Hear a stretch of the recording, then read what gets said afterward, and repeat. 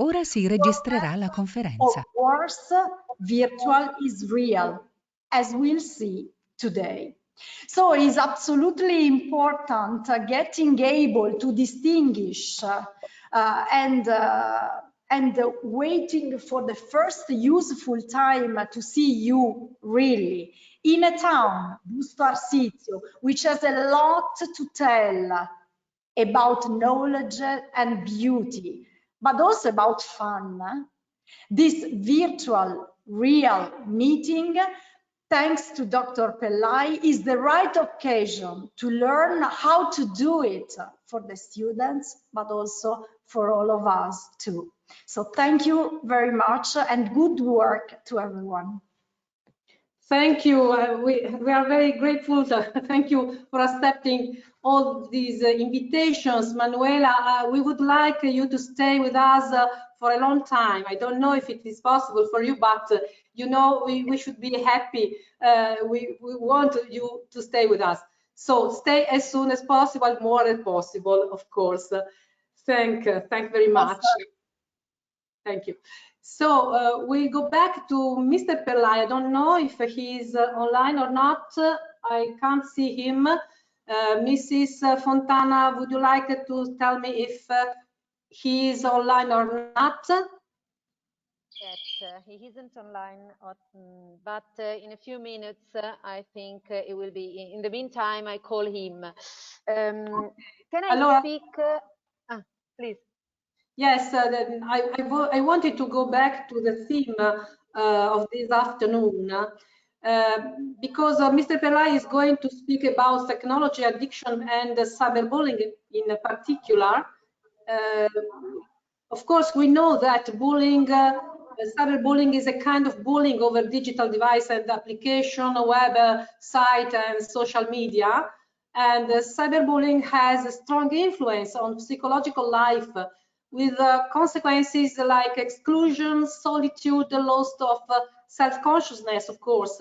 And many times cyberbullying expresses itself with the practice of stalking, for example, sexting, body shaming against women.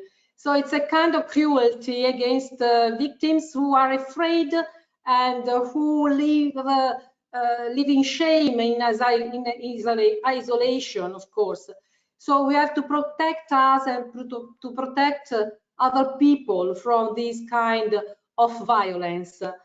That's why I wanted Alberto Pellai, who is really has a great capability to express the problems and the opportunities to fight against this kind of violence. So I give you back the word, Mrs. Fontana. It's your time. Here we are. Thank you. Thank you, everybody. Thank you very much, Ms. Poracchi. Dr. Pellai is not yet connected, but I would like, if I can, ask you as headmistress, but also to the teacher of each school. Of course, I think that it happened to you to have some students cyberbullied. And in this case, what is the step you have to do when you know that a student of yours has been cyberbullied?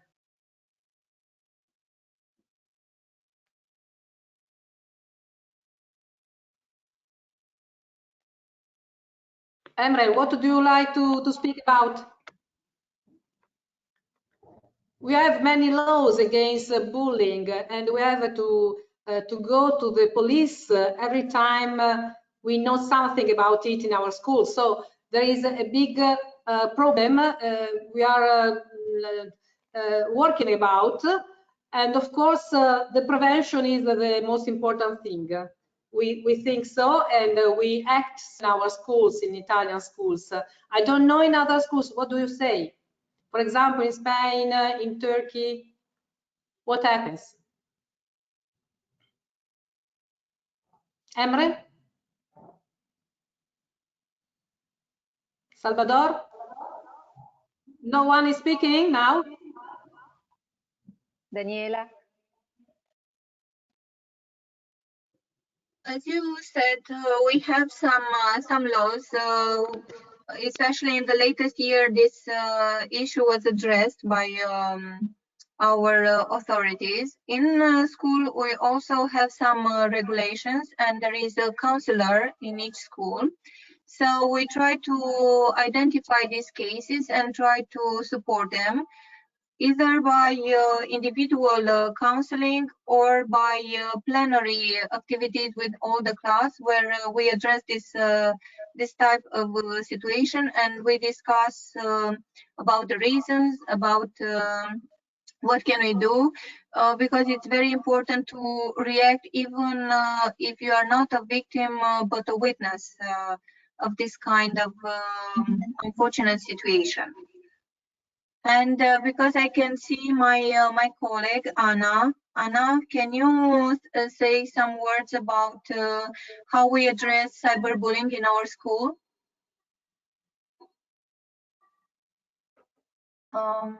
She just entered. Anna Luca, can you please say some words? I don't know, some colleagues experienced some problems with connection. So this is how we address. We try to address this issue plenary during our counseling classes, and individually if we hear about a student who is bullied, or if we hear about a student who is a bullier. So we try to talk to both persons, trying to find the reasons. Yeah. We have the counselor in every school. There is a counselor, and of course we have many opportunities to discuss about the theme, especially with the students that are coming in our school for the first time, the first year, of course. And we have many, yes, and many a lot of debate time, of course, because it is necessary to speak about it and to let them understand the danger that they live staying online in a certain way. So it's very important to have an education for ICT education. Yeah. Yes, and we also have regular activities with NGOs, with associations who come and try to teach students how to react, how to behave, how to ask for help in this kind of situations. Yes, because the real problem is that they don't ask for help, and this is a problem. You have to understand where is the iceberg, no? You know, because sometimes we are not able to see what happens out of our schools, of course, because we are able to see what happened in our rooms, but not out of the school.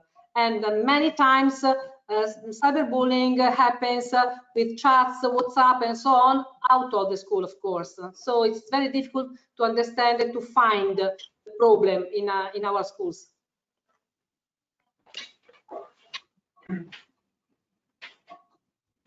Can we say something about cyberbullying? Hello, everybody. Can we say something? Yes. Me and my student.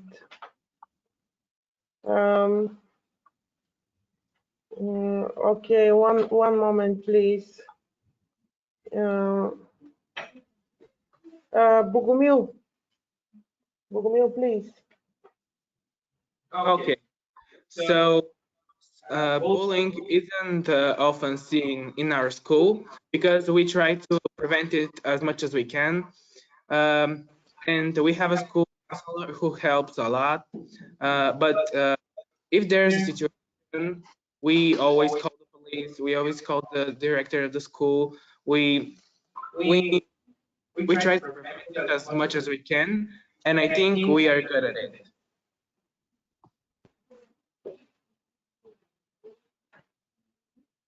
Okay, cyberbullying is, I think, is a big problem with our students and even with us, because we work with the internet every day.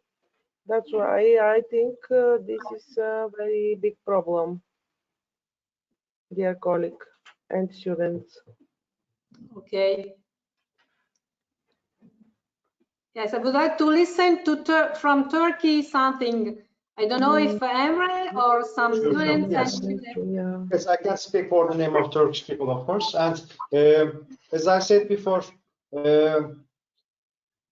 cyberbullying is the most serious problems of this era, because this era is called digital era, and every one of us is engaged with internet somehow, and it's inevitable. But the fact is that we don't hear many cyberbullying events or issues in our schools, but that's not because there isn't any, but students prefer to keep them a secret because maybe they are ashamed of it. But sometimes if cyberbullying is really serious, of course, we hear it, and then like every school, our school counselor comes together with the one who makes cyberbullying and the person who is cyberbullied. We try to learn the reasons, underlying reasons of the cyberbullying, and we want to solve it before we go to police. But if it is too serious, then of course families and unfortunately police officers engages, and of course there are some regulations in Turkey about cyberbullying as well. Thank you. Thank you. Thank you, And Emre. what about Spanish? What about Spanish? Yeah, yes, hello, Juanjo, how are you? Yeah, in Spain, basically the same. It's a problem, the cyberbullying, and the solution in this case is speak with both, with the cyberbullier and the people that afraid of cyberbullying, and try to find a solution, but it's very difficult. It's very difficult to find the solution, and it's very difficult probably discover the cyberbullying and the main reason of this. But basically, it's the same solution. Speak and try to find a solution. Yeah, thank you.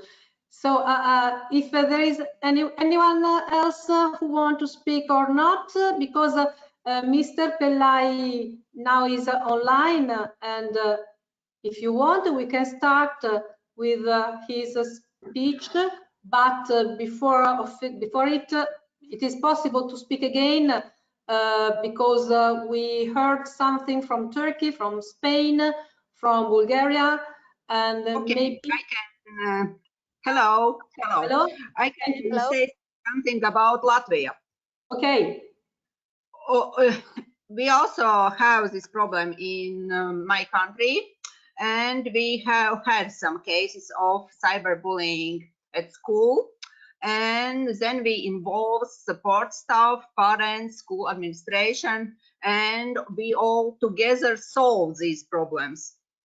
Of course, we have some cases that are unknown because sometimes students are really shy to share this problem with someone else. We also organize different types of seminars, involve some person who are really good in how to stop cyberbullying at school, and they give some short lessons or organize some seminars, activities like flash mobs. This is about my school, but I can say that my school is really friendly and we have only some cases. Okay, thank you. Maybe all the countries spoke about it now, so we can start. And let me present you, introduce you, Mr. Alberto Pellai. Ciao, Alberto. Ciao.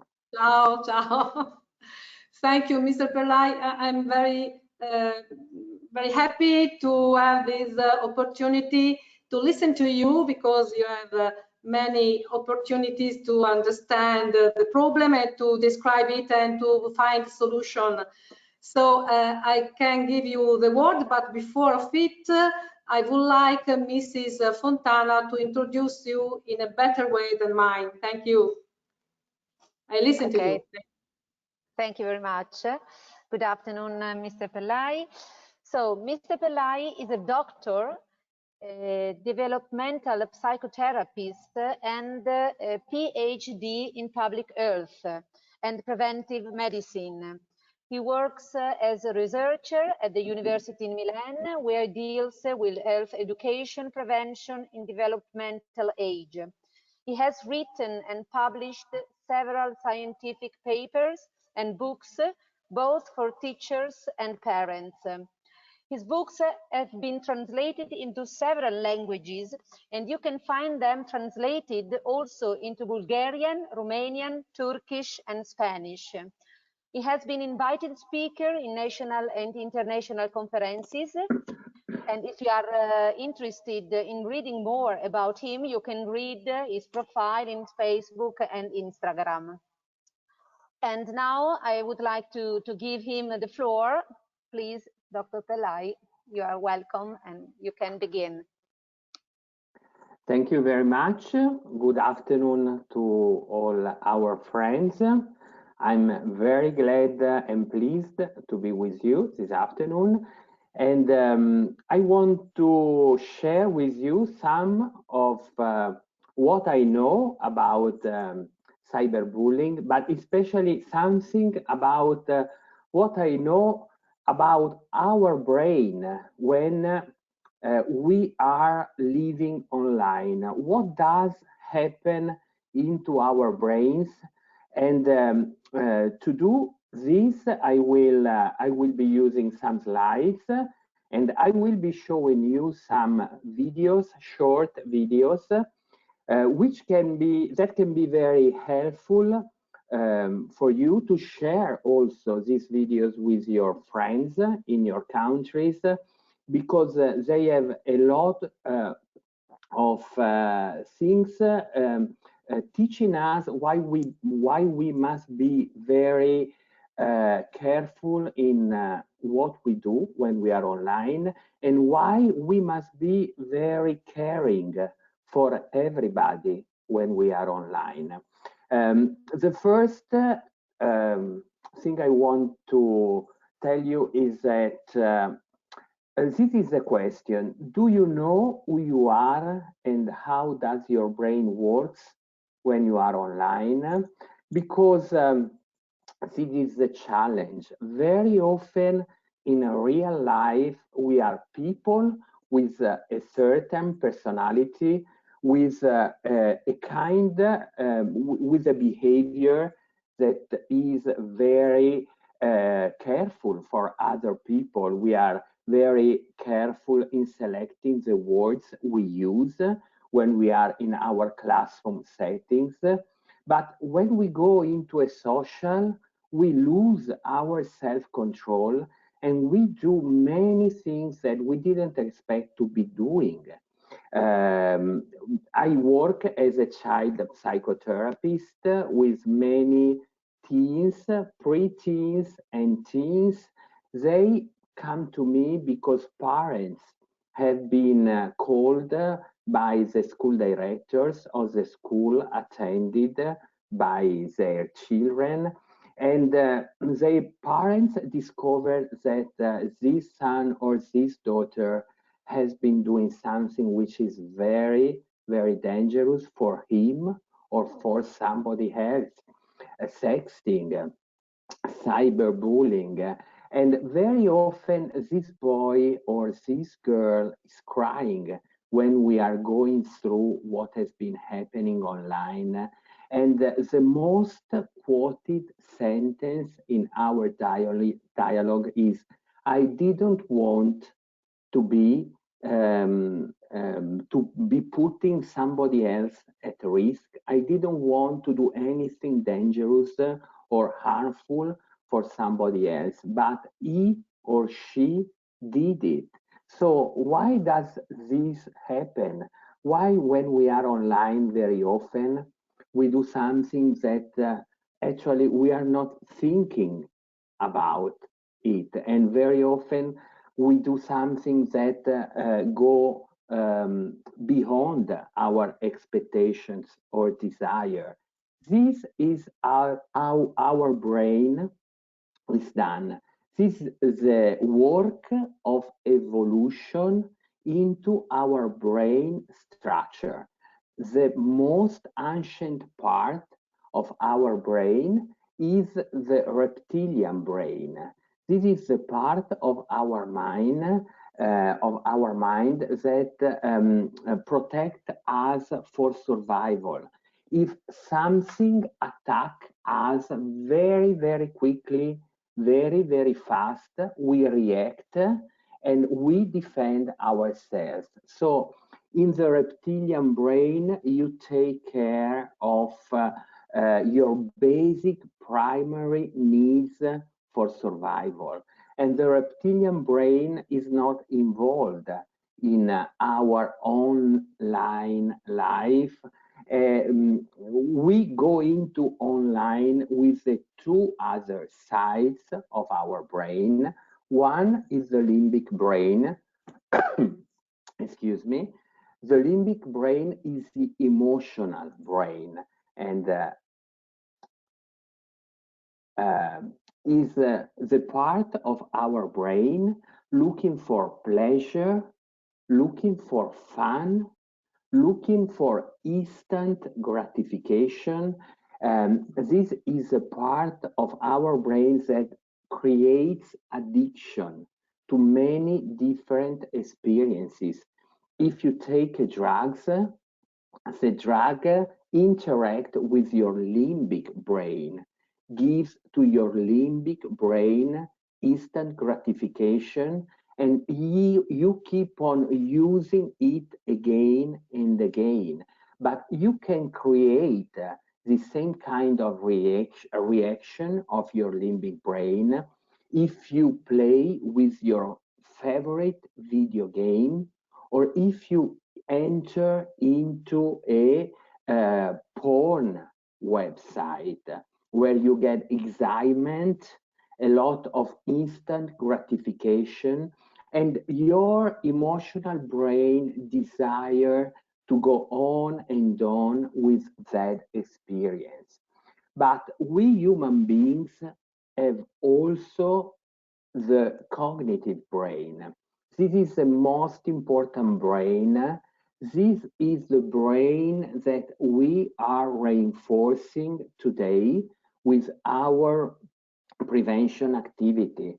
The cognitive brain is the part of our mind creating meanings, paying attention not to my needs, but to others' needs. The cognitive brain can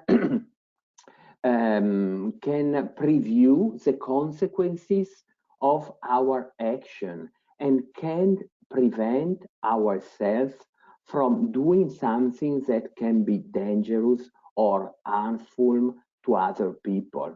The more we go, the more we use our cognitive brain when we go online, the more protective is what we are doing when we are online, and the more we use our cognitive brain, and the more useful and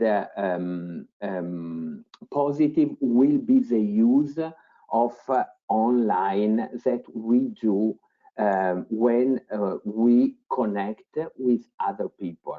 So we should say that if you use your emotional brain, you can have a lot of fun. You can do a lot of things that gives you instant gratification. You make jokes to other people, you laugh a lot, but you can also create a lot of harmful consequences if you don't think about what you are doing when you are online. If you connect your emotional brain with your cognitive brain, then you have an integrated approach to your online life, and you can get the best from it. Right now, what I want to tell you is that if you are between 11 and 16 years old, you are physiologically vulnerable, and very it's quite easier to make mistake while we are online. You know why? Because your cognitive brain is still very immature. The maturity of our cognitive brain gets to its best between 16 years and 20 years old. Before we are 16, the major problem we have is that our emotional brain is looking for fun and instant gratification, and has a bigger power than the cognitive one. This is the reason why we are at major risk for addiction, any kind of addiction, if we enter into an addictive behavior or into the use of addictive substances during 13 and 16 years old. If you start to use tobacco or cannabis or drinking alcohol, if you enter into pornography use when you are 13, 14, or 15, your emotional brain is quite more powerful than your cognitive brain that can help you to prevent addiction and problems when you are online. And this is why it's so it's more often it happens that we have problematic behaviors, we have addiction with video games, we do cyberbullying before 11 years and 16 years, when we are between 11 and 16 years old. I want to explain to you this different power between emotional brain and cognitive brain with the help of a story and a short video. We will be watching all together right now the video called Exposed, where you will see a girl going through a major problem that she is experiencing online. And the video is very well done, because you will see in this video that she will be doubling her identity, and she will be starting a dialogue between the cognitive part of her and the emotional part of her. So we watch all together the video and then we discuss it.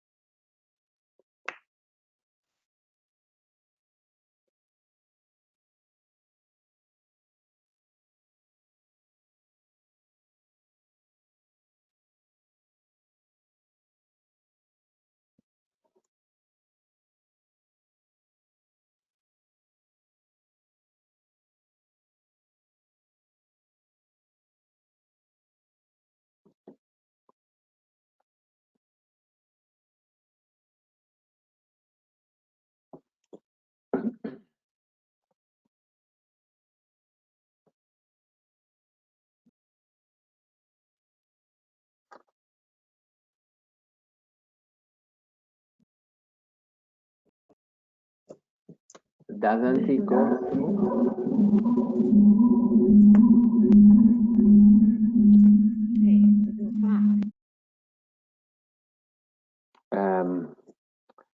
Patrizia, can you try to launch yes, the video from the link that I gave you, the other one? I'm trying to share, but there is a problem with the sound.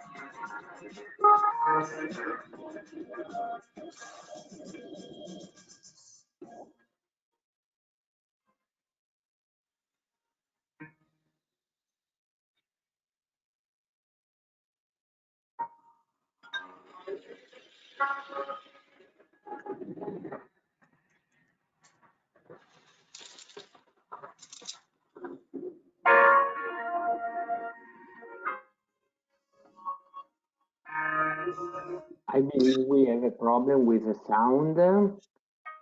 Another.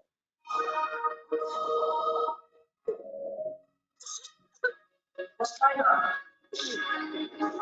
are we doing here?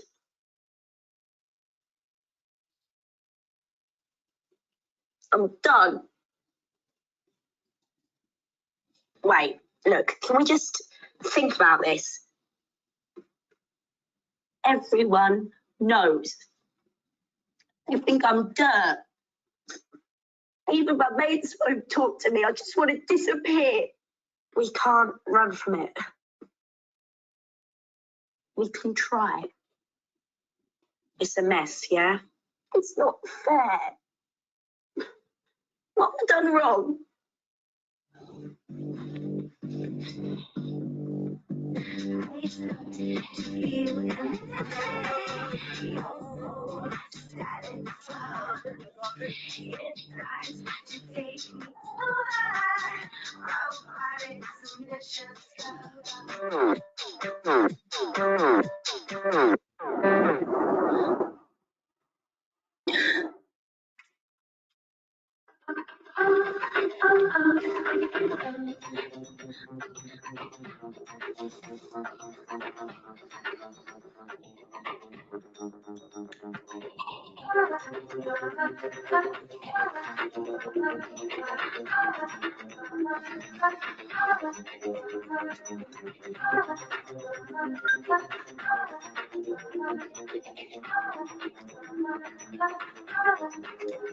I wanted to show him how much I liked him.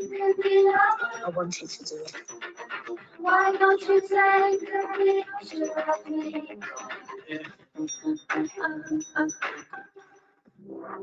Yeah.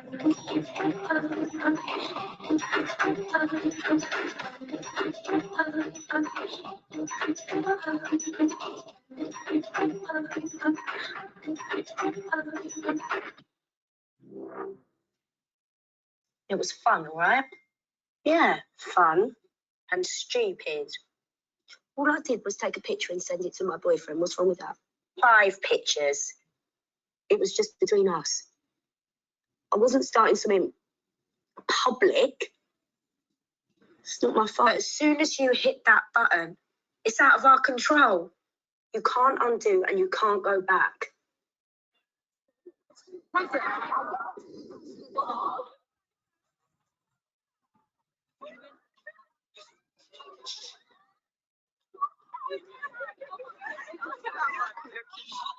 Yeah, I looked you up so many hits. Yeah, right. Just get out of my face. So, like, you're gonna upload some more pics, like a video or something? I'm not in the mood. No, seriously. Like, are you like the glamour model?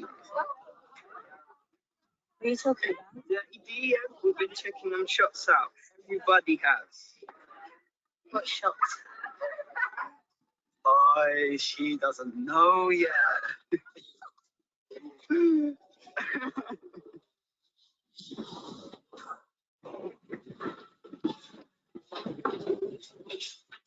What have you done?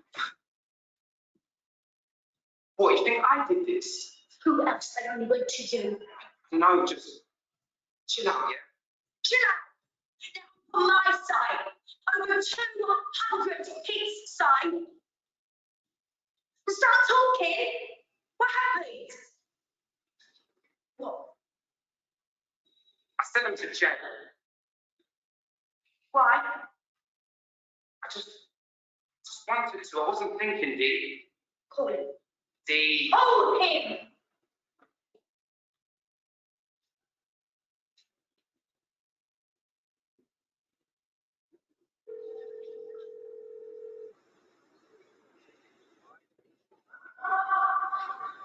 Voicemail. I can't believe that you've done it. Babe, come on, please. Don't touch me. Hey, I didn't upload them. It's not my fault for what I wanted. What?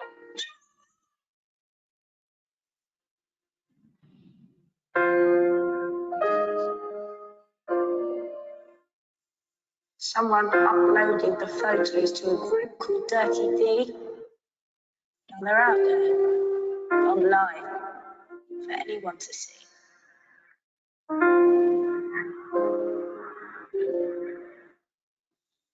Thousands of people have seen me.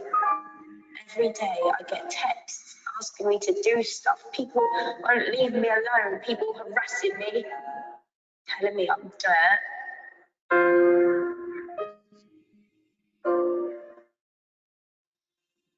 Everyone knows.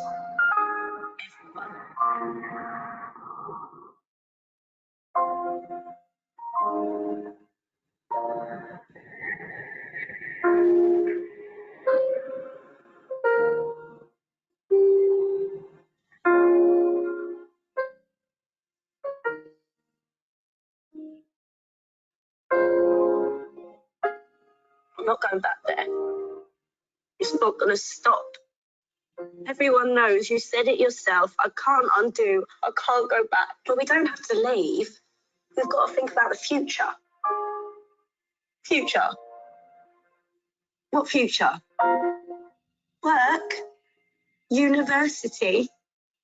What about when someone who wants to give me a job searches my name? What then? Well, we'll just have to face that if it happens. You can't stay here all day. Let's go home. Mum would have found out by now. She'll tell Dad. He'll find out anyway. He'll flip. It was just a stupid mistake, right? You think I don't know that? Si shouldn't have gone and sent them to Jay. Stop blaming everyone else. You sent them first. We have to face up to it. What's the point? The damage is done. It's over. That's how you want to do it. Run away from the shortest glamour career ever. Don't let's make another mistake. We've got to fight back. We can start putting this right now. We can take the page down and there'll be someone at school that we can talk to. Just because you made one bad choice doesn't mean that you have to make the wrong one next time. Like, right now, you can sit here talking to yourself all day like some freak, or you could go home, crash out, watch a movie, shut up. Because I don't know about you, but it's been a long night and it stinks in here. I'm serious. So am I. It smells like something died in here.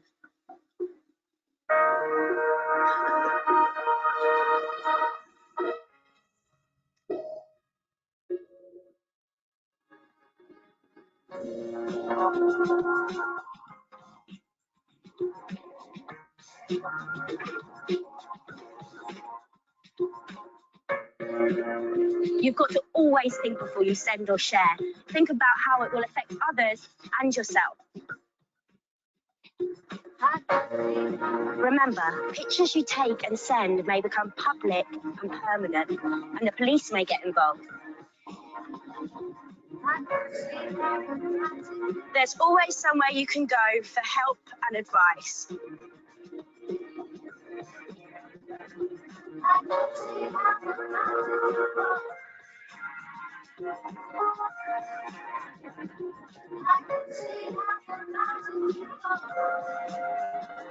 And if things go a step too far, report directly to ClickFeel.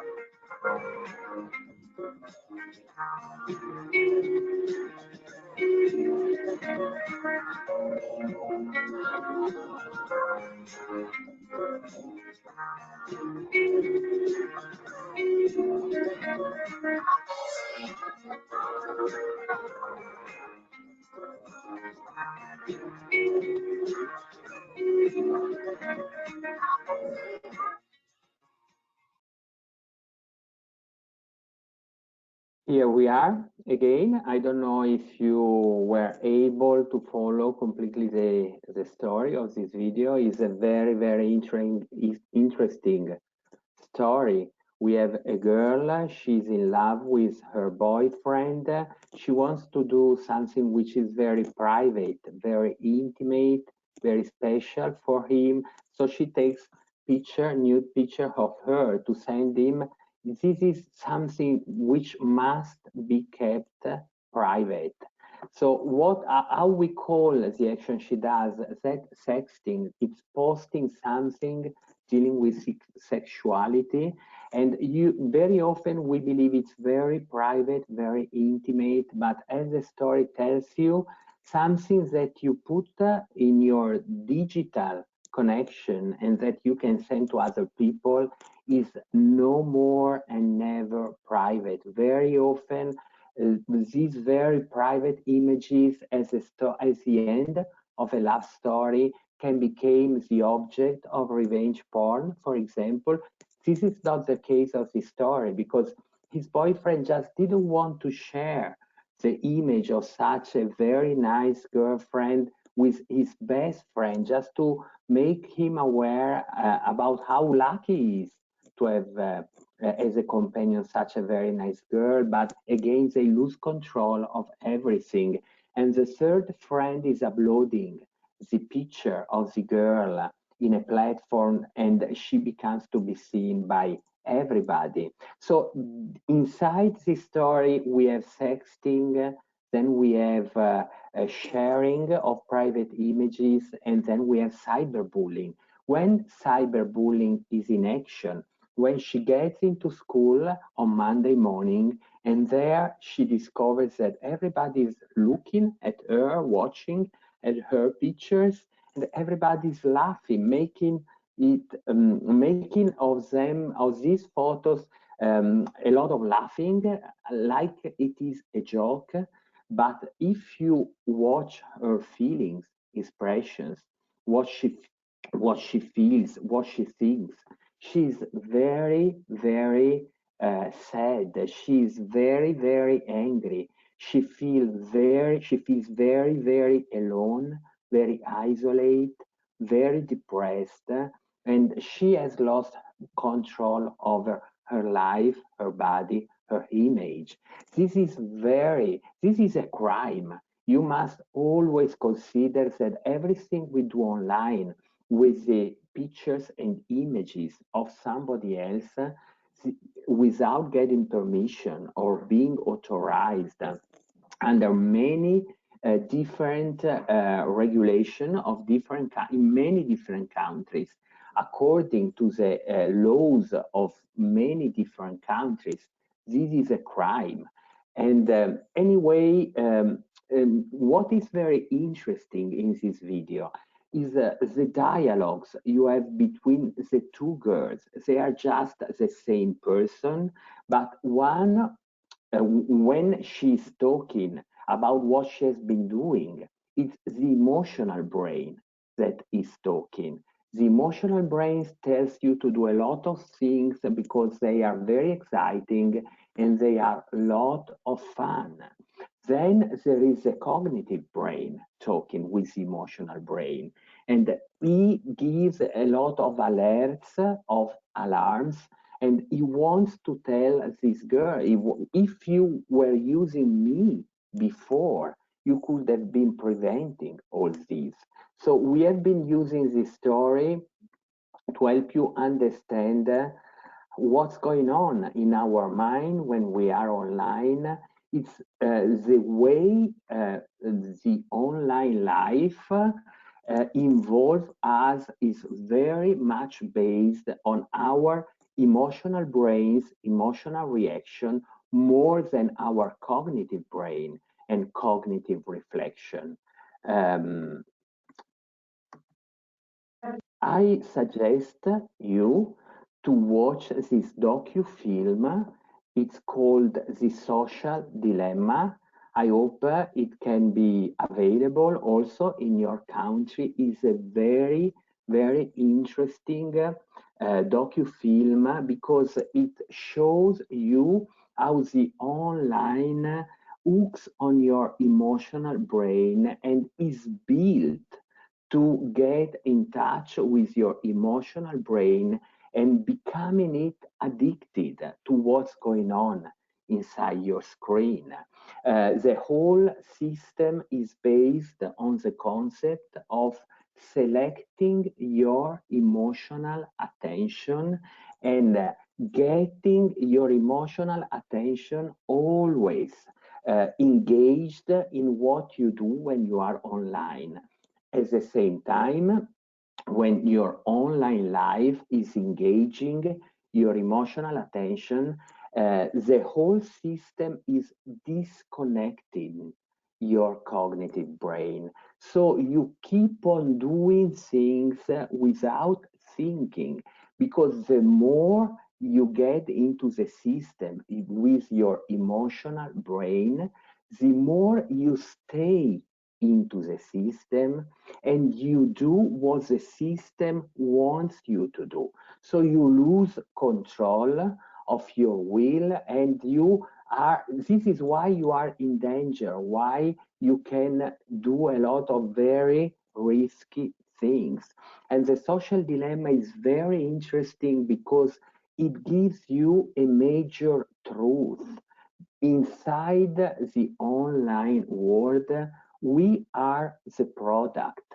We are sold to people financing advertising into our social, and we are sold because the more we stay inside the social, the more clicks we do inside that social, the more advertisers can send us their messages.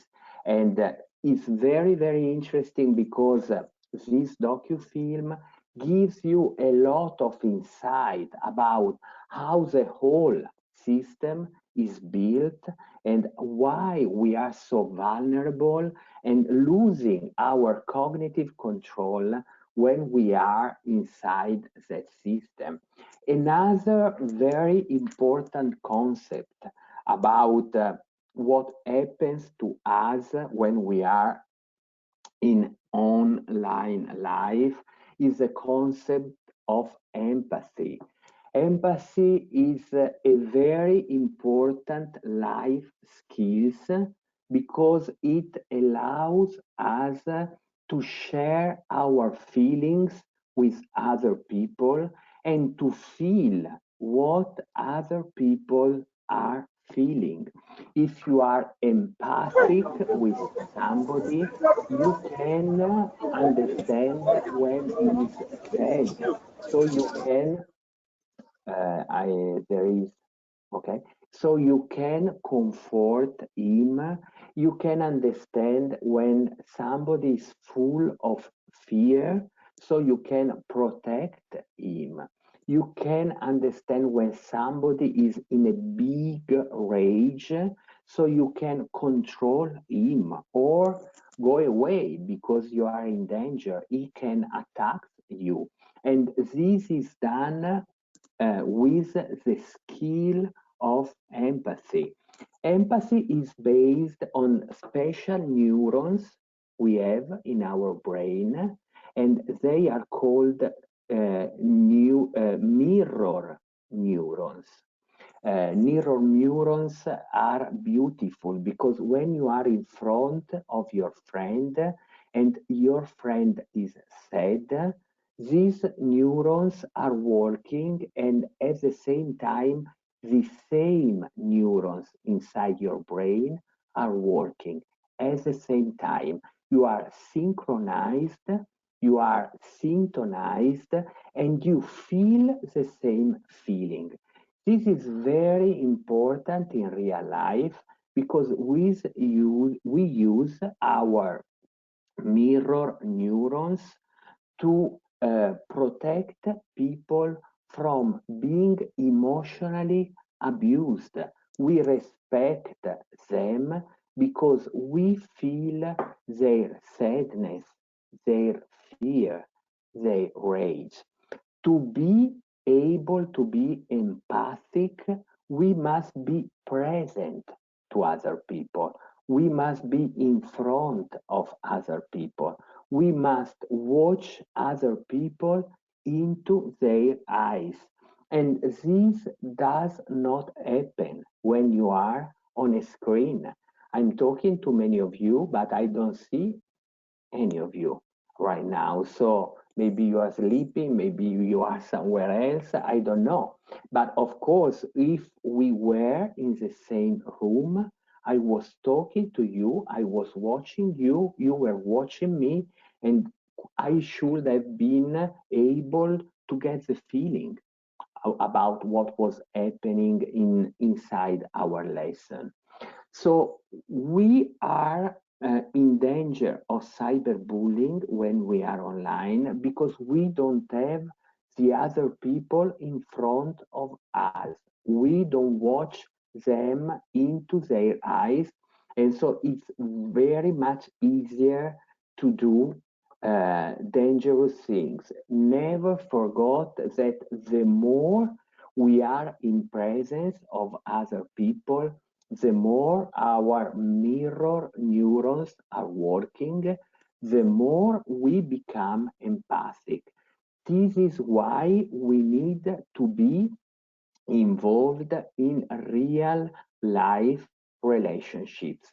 The more we are engaged in real life, the more we can become empathic and being synchronized with the other people's feeling. The less we are in a real life relationship, the more we lose our empathic potential. And so we become very selfish, very self-centered, and not very interested in what's happening inside the heart and the mind of other people. So I want you to put a special emphasis on the power of our site, showing you a short video. This is very much shorter than the previous one, and it's an advertising created by Coca-Cola that tells us why we lose our empathic power when we are connected with our electronic devices. So I ask Patrizia if she can launch the video of Coca-Cola Social Guard. Okay, Daniela. Okay, sorry. Okay, thank you. Okay, I'm going to send the video, Dr. Pellai. I take the opportunity to say thank you very much to Mrs. Manuela Maffioli. We know that she is very engaged with her job, very important for our cities. So thank you very much, and see you next time. And we hope we will have the opportunity to meet all the students together here in Italy. Thank you again, Mrs. Maffioli. Thank you to all. Have a good job, and many, many compliments to you all. Thank you, Manuela. Bye. Ciao Cristina, a presto. Grazie, ciao. Arrivederci, professore. Arrivederci, saluti. Grazie.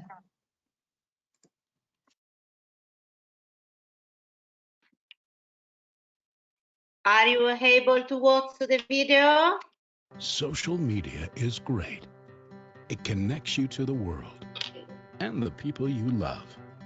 You can chat with your family or share a meal with friends and watch cute little cats do unbelievable things. Look, she sticks her head out of the box. Look, she sticks her head out of the box.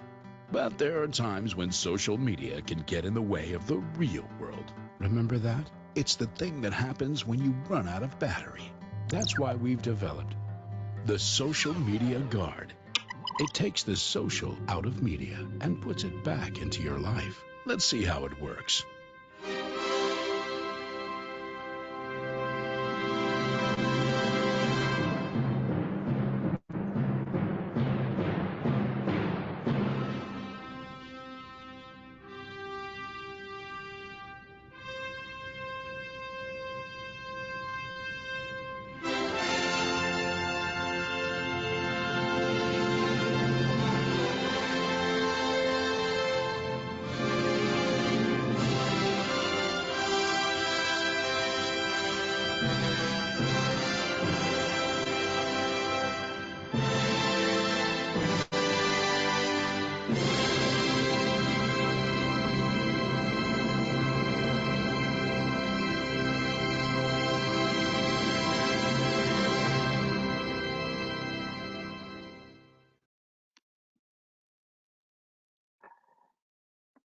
Again, here we are. This advertising is very funny, but it tells us a very important thing, is that, sorry, I'm okay, here we are. It tells us that the importance of being connected with other people in real life, and it tells us the importance of our side, meeting the side of other people. And cyberbullying is easier in online life because we miss empathy and we miss to meet other people's side. Unfortunately, cyberbullying is the reason of a lot of suffering into developmental age. Many girls and boys have their lives destroyed by other people telling very bad things, very hostile words, or using pictures and images of these boys and girls in a way that created a terrible impact on their victims' lives. In Italy, we have the story, the history of Carolina Picchio. Carolina Picchio was a 14-year girl, and one Saturday night she was out with her friends. They made her drunk, and when she got drunk, they made her simulate sexual interactions with people in a room, and they took a video of Carolina while she was drunk and forced to interact with these friends. Then this video was uploaded in different social, and Carolina was on the mouth of everybody in her town. Her town is Novara in Italy. She suffered in silence for more than 2 months. She wasn't able to ask for help. She wasn't able to ask her friends to protect her. And one day she decided to suicide and took her life off. And when her father discovered what had happened to Carolina, he decided to create a foundation to fight against cyberbullying, to educate young people to prevent cyberbullying. And this foundation was promoting in Italy the first official law declaring cyberbullying a crime, a real penal crime, with a lot of law consequences for young people doing it. Right now, I want you to watch, okay, this image. If we look in the expression and in the eyes of this young girl, you have an immediate understanding of what you can't see when you are writing some very bad words towards a girl or a boy living in your city, but not being there when you are telling those words. So this is what cyberbullying produces into the emotional life of the victim. You write hostile words, you offend, insult somebody, you don't see him, and he or she suffers in pain and in loneliness. So it's an incredible acute pain. Never forget, I find this phrase, this declaration, very, very meaningful. What you say about me says a lot about you. This was a picture that was taken from this girl. She was a victim of cyberbullying, and she really launched a big, major message to everybody who was bullying her. This is very, very true. Everything you do online tells a lot about who you are. And never, never forget that when you will be grown up and you will be looking for a job position, people who will be recruiting you will be analyzing not only your curriculum vitae in the real life, but there will be experts and web specialists creating your and analyzing your profile and your curriculum in online life. So you won't know it. You won't know that they will be doing it, but they will be tracking your online life in the last years, and they will be watching what kind of person you have been while you were online. So it is very, very important that you create an identity when you are online that is very similar and comparable with the identity that you have in your real life. You can help, but first you have to recognize it's happening. This is very important, and this is a message not only for the victim for the bullying, boy or girl, but this is a very important message for everybody looking and watching at a situation when cyberbullying is happening. You have always to recognize if somebody is going on which can be damaging to a third person. And if you recognize that it's gonna be damaging, you have the right, but you also have the duty to intervene and to leave your message. It's enough to write, stop it. This is very dangerous. You are harming this friend of us.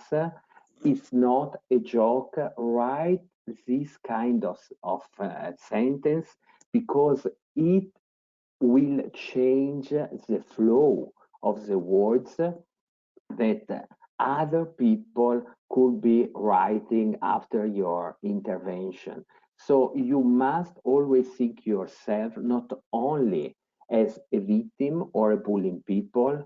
In this case, you need to ask for help, but very often you are just a spectator, somebody watching, a witness of what's going on. And the witnesses are the most important people playing a very relevant role in prevention.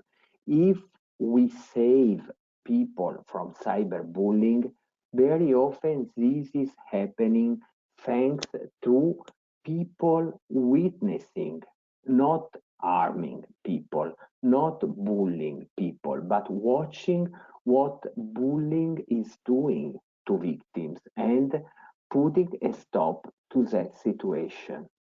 So what we can do in this case, we we see a very short video. It's a mega story. Then you will see many different passages. It's a 90 seconds video. You will see many different passages that allows you to understand at which critical point you can make a difference if you intervene and stop a situation which can be very dangerous and harming to a third person. So if we can see it all together, all these videos are available on YouTube, so you can use also this video with your friends in your schools and in your countries to do peer education prevention program. So watch all together the video of Megan's story. Daniela, can you share it, please?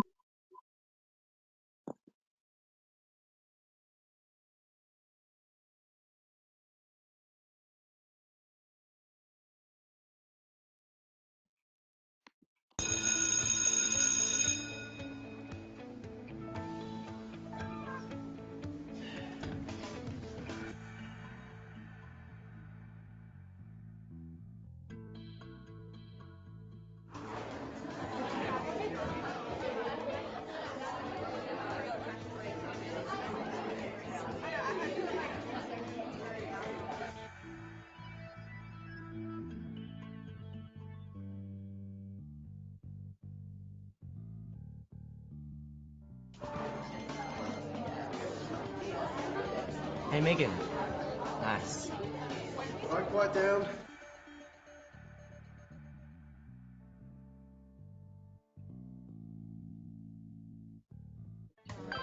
Thank you. Quiet, please, everyone.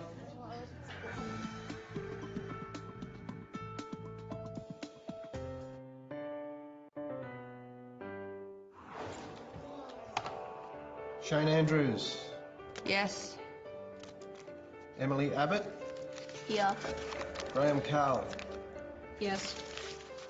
Jessica Collins. Here. Kate Copper. Present. Charles Douglas. Yep. Sarah Dobson. Here. Kerry Hall. Present. Brent Holbrook. Yep. Claire Henderson.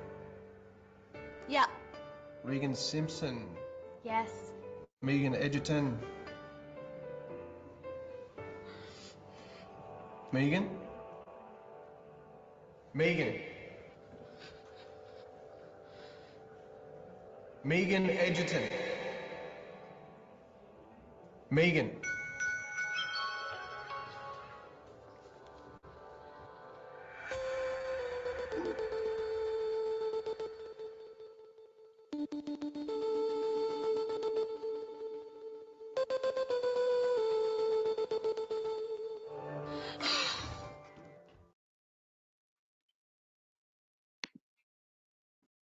Okay, Mega Story, it's a video that allows you to understand what's happening if nobody does and plays its prevention role inside the community. Everybody's passing and posting the picture, Megan's picture. She did the first mistake, but after her, many different people did a mistake with a picture and everybody was watching as a wrong picture and nobody stopped it. Nobody made anything. So the conclusion of this short video is that very often in this situation, the problem arrives to the adult world and they will have to intervene to restore the situation and to replace everything in the right order. But when adults intervene, very often also police intervene and parents intervene and judges intervene. And the situation becomes so serious that is enormous and the danger and the suffering is very amplified. The message here for us today should be that everybody of us can play an active role and can be an actor of cyberbullying prevention. And so you can be an actor in cyberbullying prevention because first thing, you know how to behave properly when you are online, and you really must become a proper digital citizen in the online world. Then I've given you the skills and the knowledges to understand why our brain is so vulnerable when we are online. And so you must also learn how to self-control and being in control of your online life. Then again, you can, if you know all these things, you can intervene and protect a friend of yours who is in danger. Because if you see a danger that he or she doesn't see, you can, with your intervention, really change the way things will be going on, and you can be of great help to a potential victim. These are the key words: stop, speak, support, the 3 S that can really make the difference when you see bullying online, and everybody must be in charge of the 3 S strategy. Everybody can stop, everybody can speak, everybody can support. I want to give you also these important prevention tools, which was suggested by Nancy Williard, Executive Director of the Center for Safety and Responsibility of Internet Use.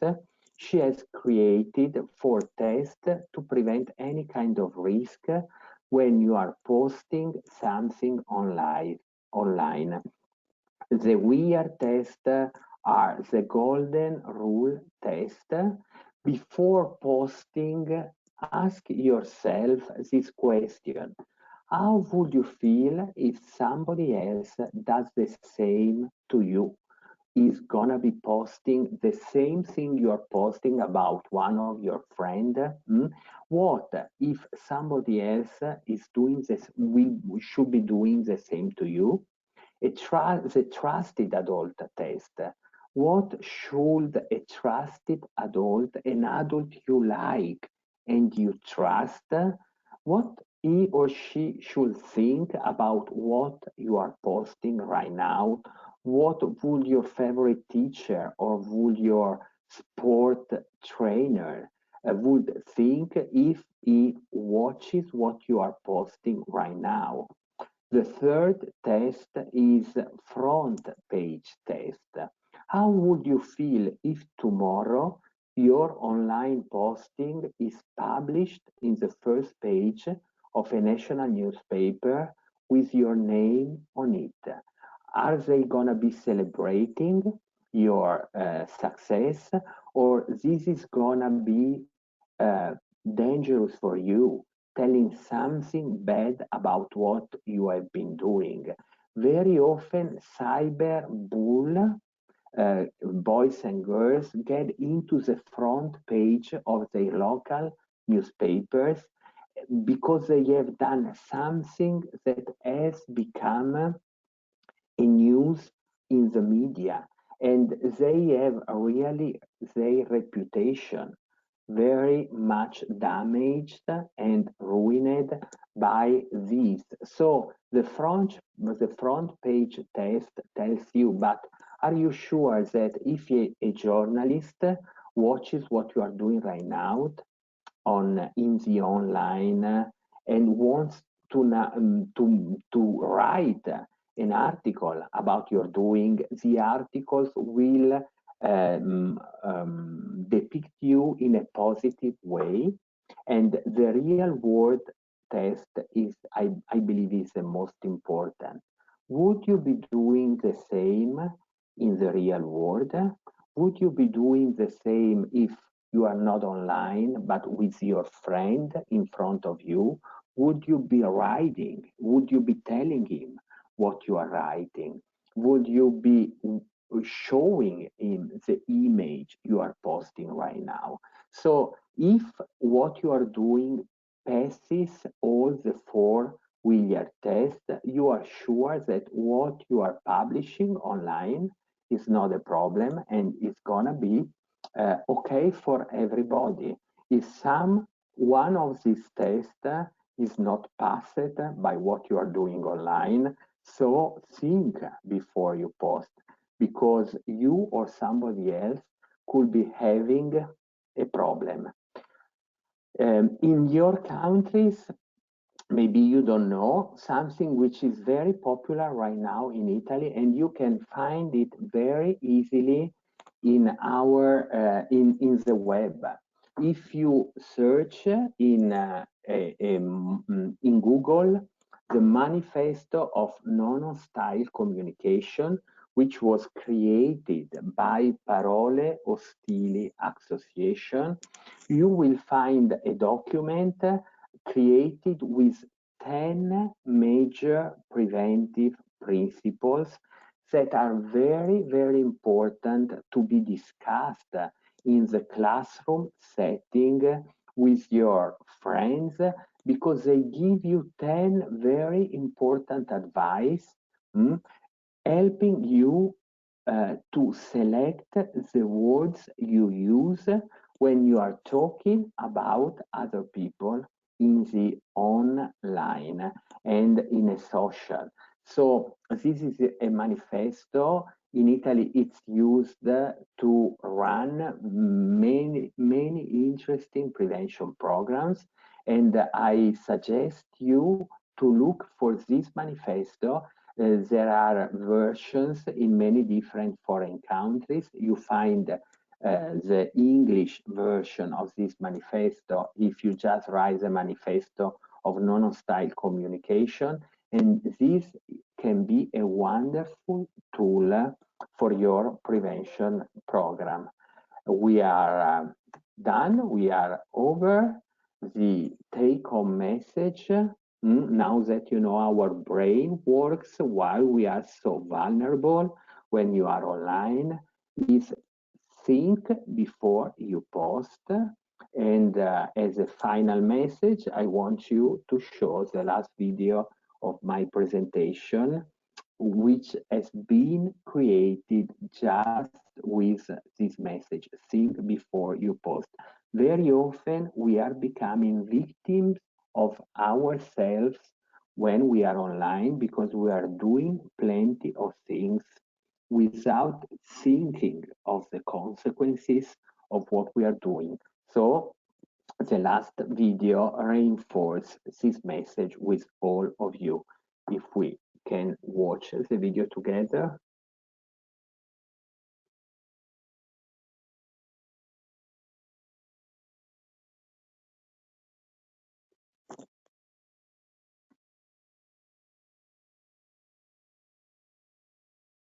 How do you know Cal?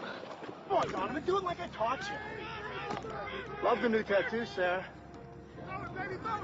Let's go! Dude, that's Sarah. The girl in the pink shirt. That's the girl I was telling you about.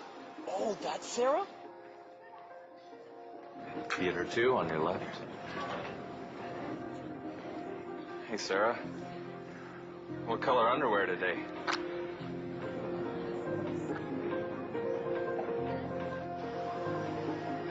Hey, Sarah. So when are you going to post something new? Anything you post online, anyone can see. Family, friends. See you later, Sarah. Even not so friendly people. Think before you post.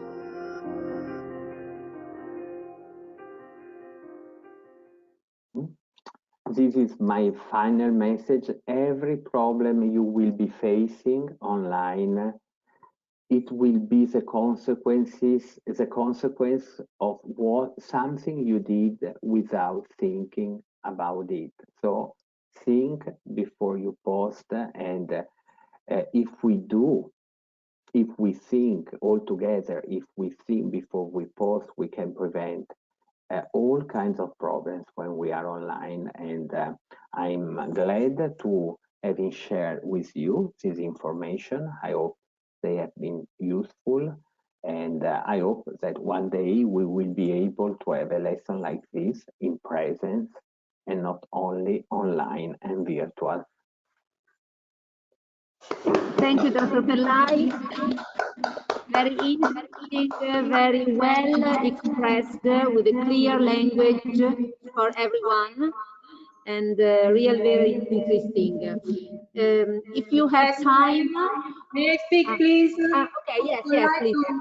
Yes, I am very grateful for the intense and interesting speech, suggesting us to consider the dangers of our online life and how to prevent them, but also suggesting to active cognitive brain, and not only the emotional one, the limbic one, that gives us an instant gratification. So we are always to think about what we are doing when we are online.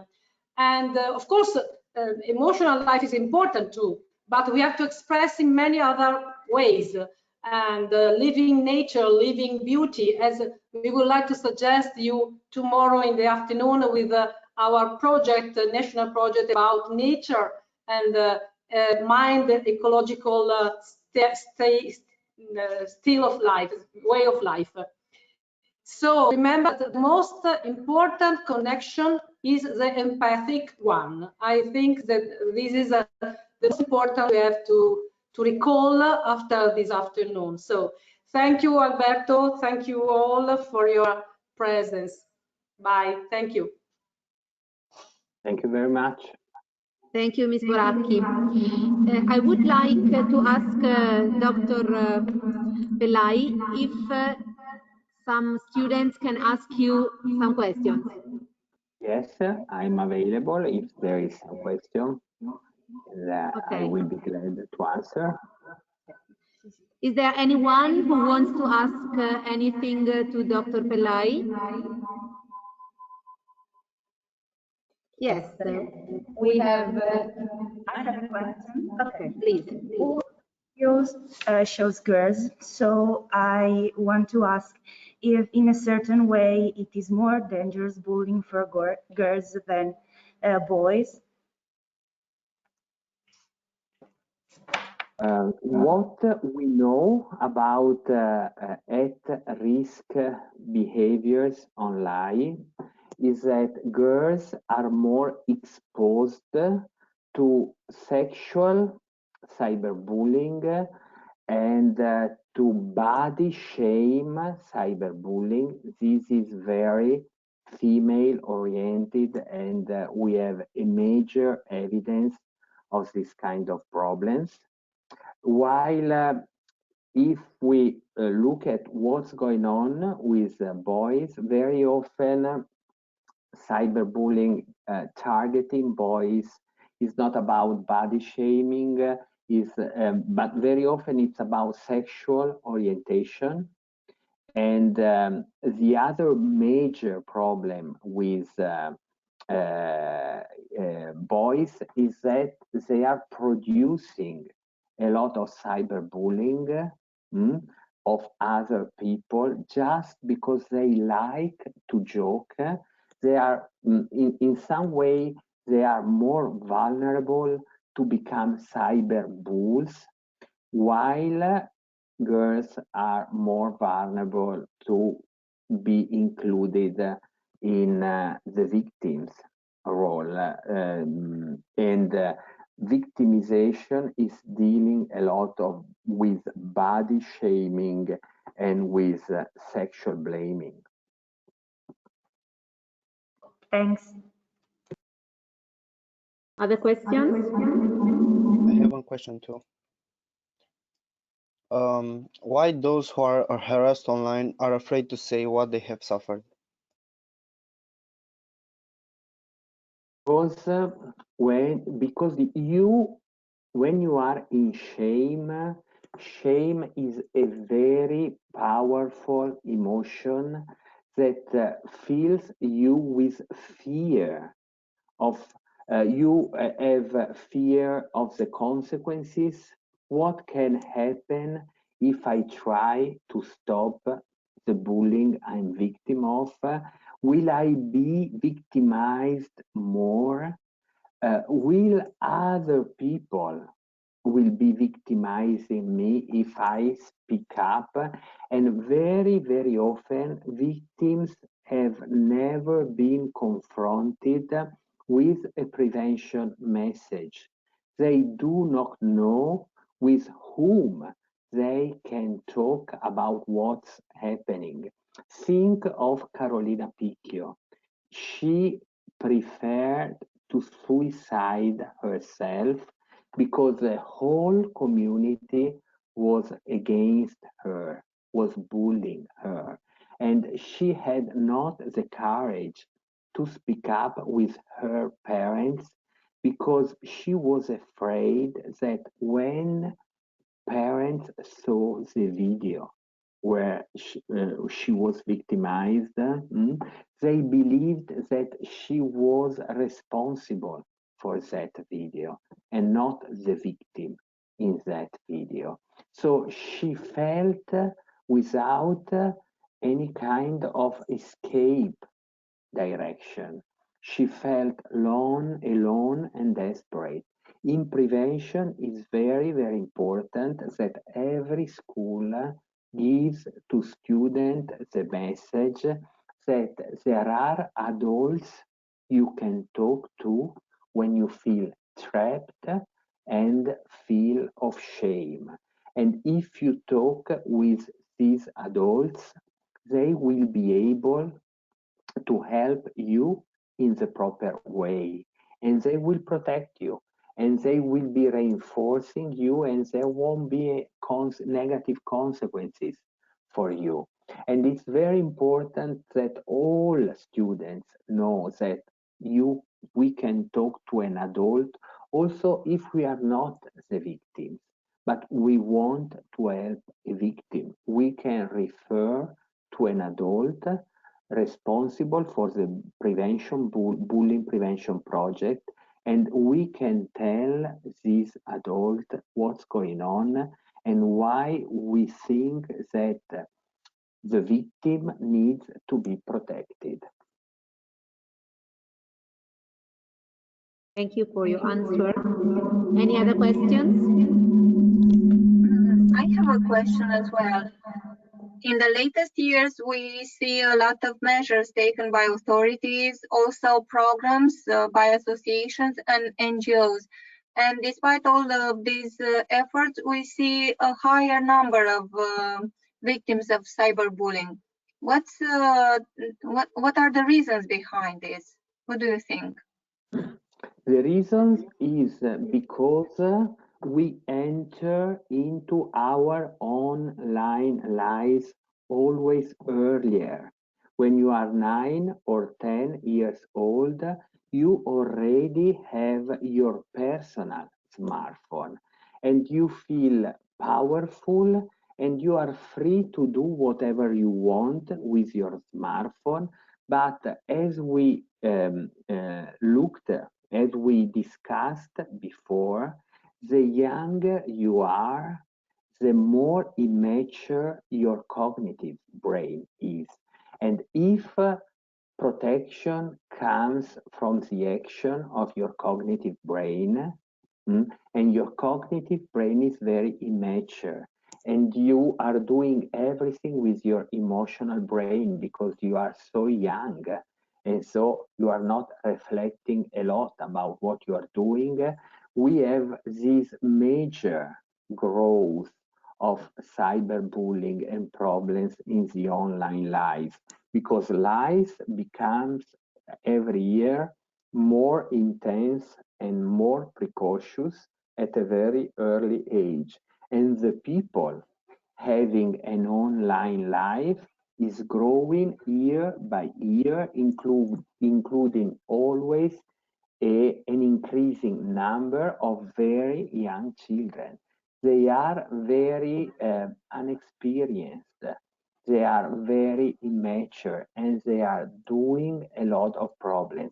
What we are talking about today has a lot to do with immaturity and people having an online life while they are so young.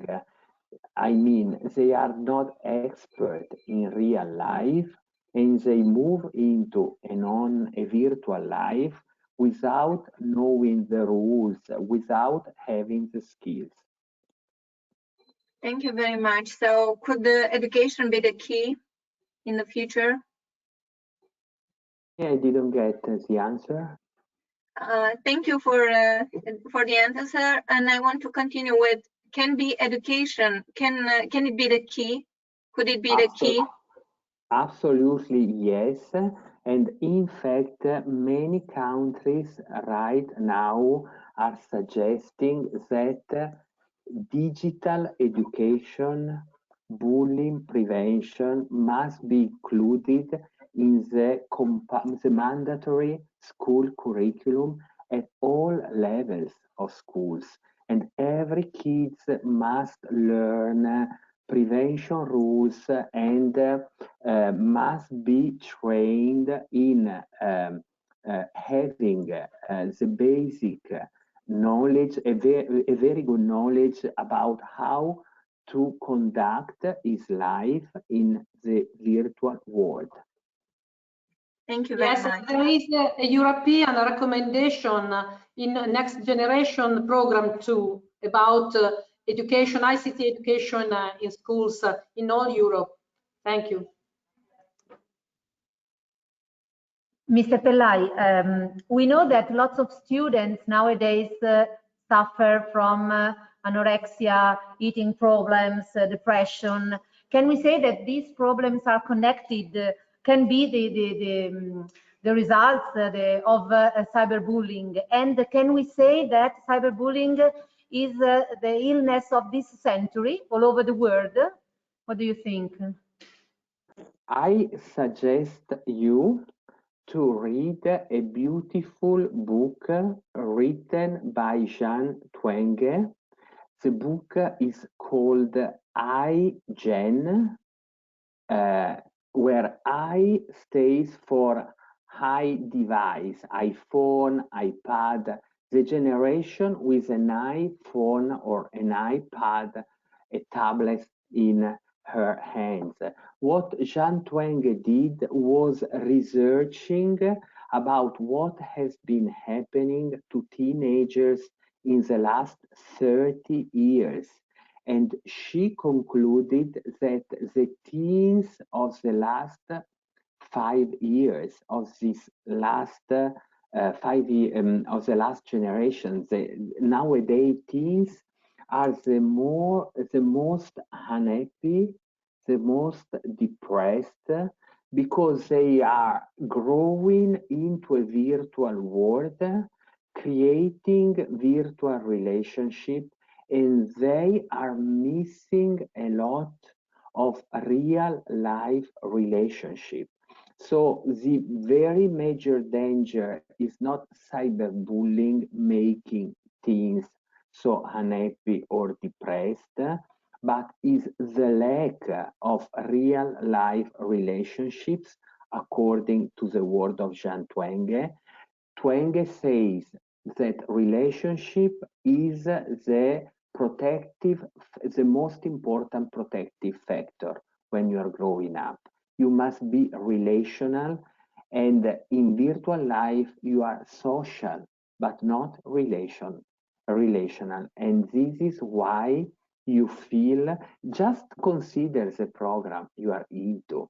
If we had the chance to travel all over Europe in this year, to meet all together, how much more gain in our emotional growth, relation growth, knowledge of the world we would have been gaining from the same program we are doing right virtually, just virtually. So my answer is that cyberbullying is a consequence of the unhappiness of the iGen, and the more real life relationships we have, the more empathic we will be, and the less cyberbullying we will be confronting with. Thank you very much. Any other questions? Can I ask a question? Yes, of course. I haven't been bullied actually, but I just want to ask, is it possible to completely overcome cyberbullying? Or do we still feel something bad about that in the rest of our lives?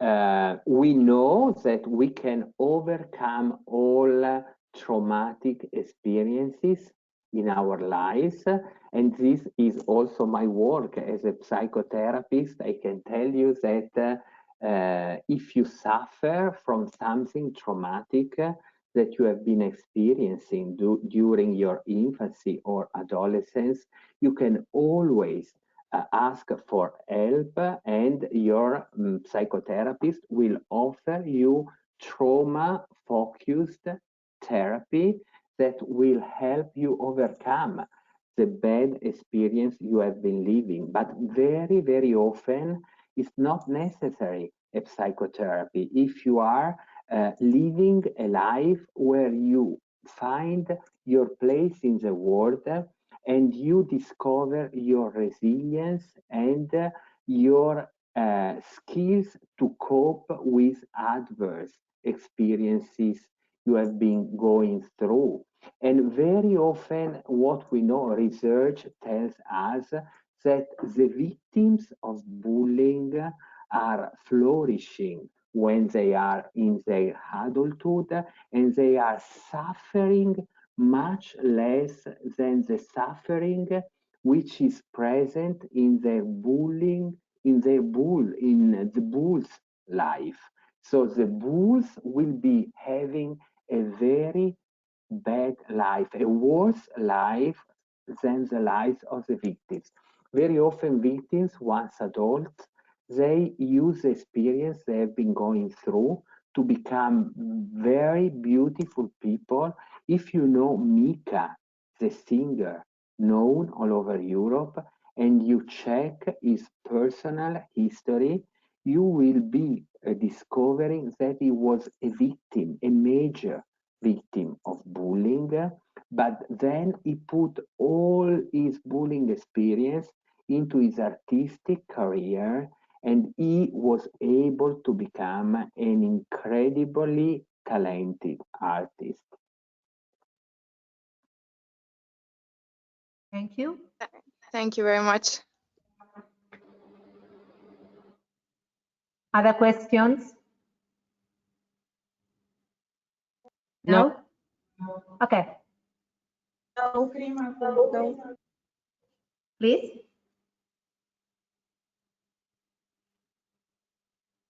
Neia, have you got any questions? No?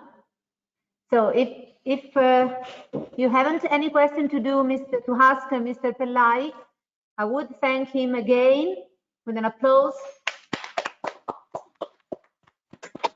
We wish you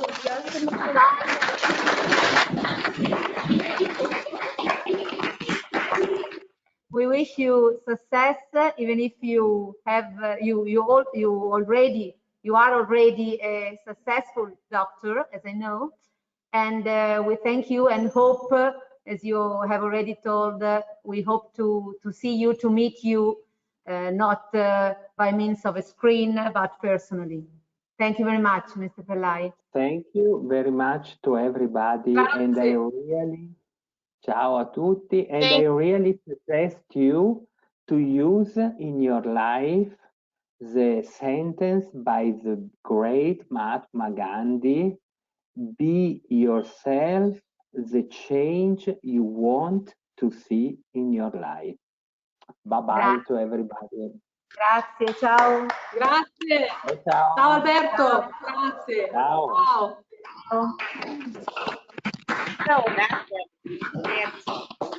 Very interesting. I would propose our break, 15-minute break, so we can meet at 10 past 4 Italian time, if you agree, with the presentation of the covers. Okay? 10 past 4. See you later. Bye.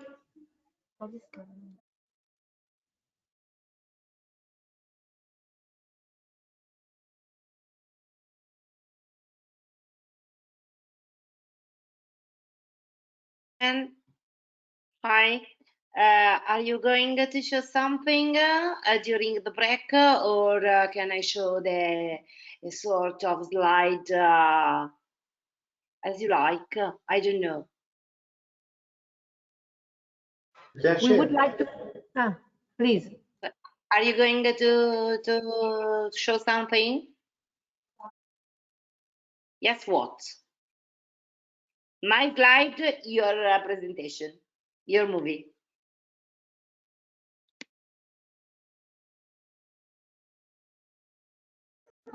Emre, would you like to show something, anything?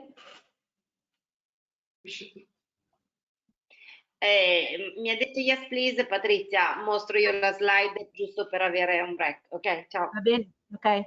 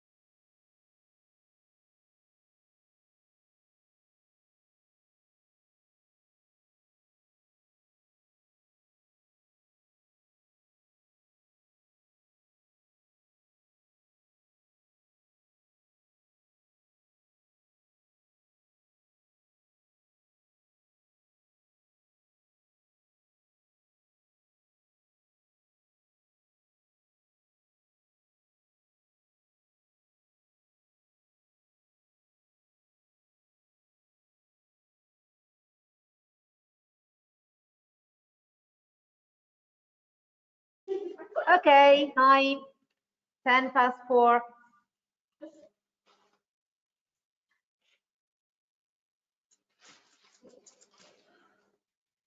Is there anyone? Here we are. Okay, thank you. Hi. May I see it? What? Emre, what do you mean?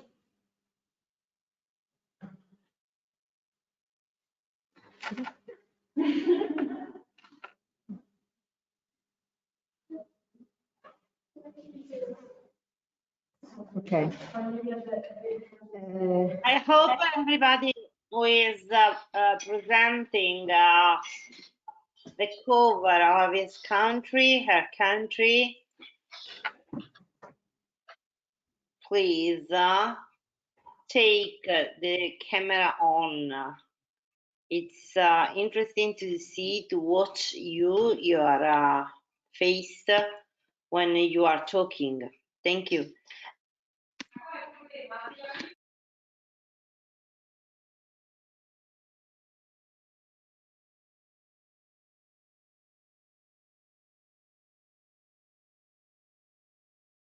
Okay, I would like to explain very briefly how it works now. That is, first Turkey, then Latvia, then Bulgaria, then Spain, and then Italy will present the cover. I mean, they will show the cover and explain the choice and something. And then I will give you, writing on the chat, the link to vote. We have decided that 10 students for each country, so everyone can vote, but we will take into consideration the first 10 students of each country. So you will receive a link, and this link is for a questionnaire, Google questionnaire. You have to complete it, writing also your email address just to see where you come from. And then you have to choose the cover, the best cover, yes, what do you prefer? So first of all, if Turkey is ready, you can share your screen and show the cover you have prepared and explain why and say what you want, please. Okay, wait a minute. Ahmet, are you ready?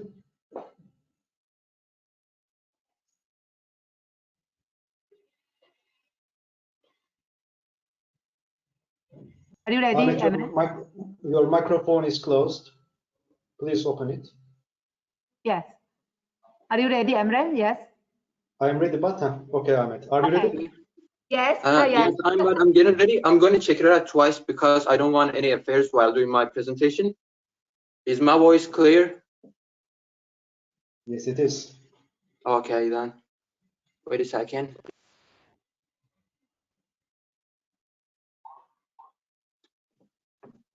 Then I'm going to start it out. Okay. Hang on. Wait a minute. All right. Firstly, I want to introduce myself. I'm Ahmet from Turkey. Today I'm going to introduce you magazine cover candidate of Turkish team. Like other teams, we have worked hard to create it. I hope you will like the result. Ladies and gentlemen, prepare yourself for Turkish cover design. Here it is. Let's start with the title. We wanted to keep it short and unique, so we choose TAA, which is abbreviation of our project name, Technology Addiction in Adolescents. The full name of our project follows the title in an eye-catching and modern italics. In the full name, wait a second. In the background of our cover, you can see two adolescents, a boy and a girl, which represent the teenagers at ages. They are holding cell phones in their hand, which are the source of many technology addictions of our age. And there, in front of our photo background, you can realize the official logo of our project with the flags of our partner countries under it. The flags are located according to project mobility orders. And finally, in the right corner of our cover, you can see the Erasmus Plus logo with our project number over it. As you see, we use minimal content because we aimed it to be eye-catching and easy to understand at the same time. While we're designing our project cover, we used a visual from www.newsportacademy.com official website in order not to violate the copyrights.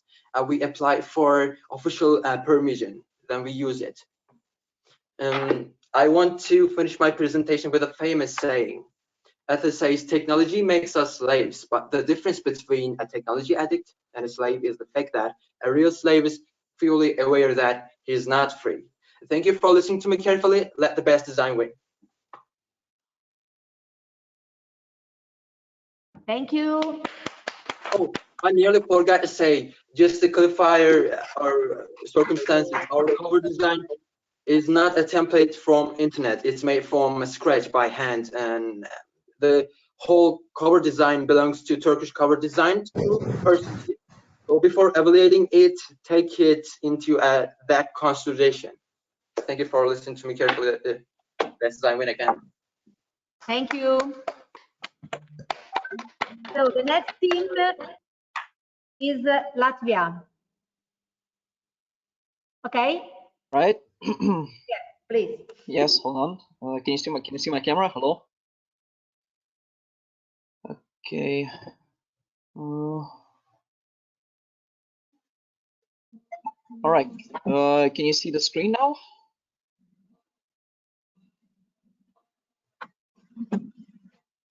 Hello?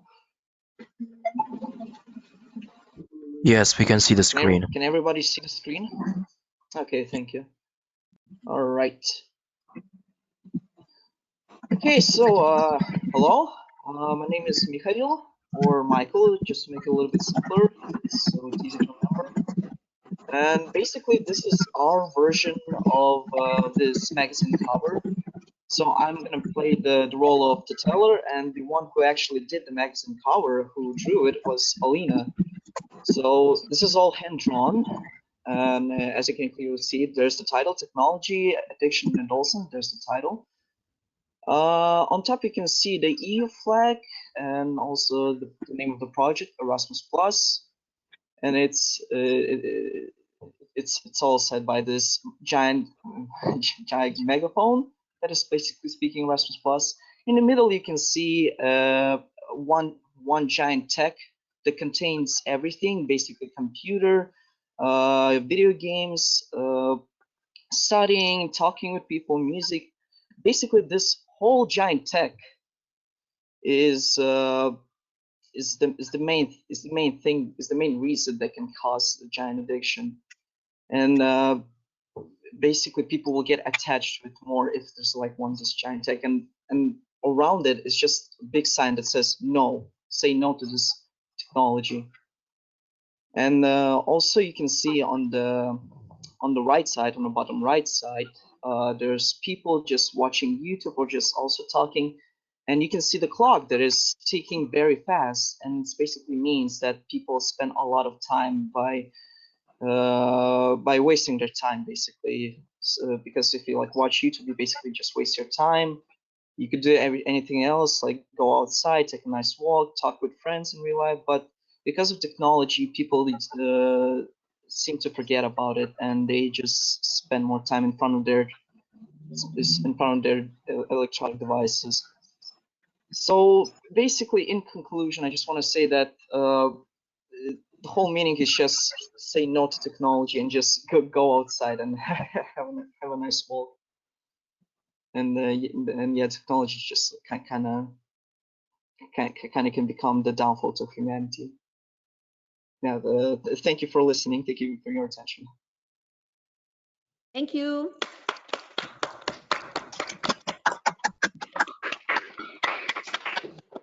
Now it's the turn from Bulgaria. Okay, I see you, please. Hi, I'm Anna Maria Benuska. I study at Professional Agricultural School Stefan Sanov. Today we will present you our presentation.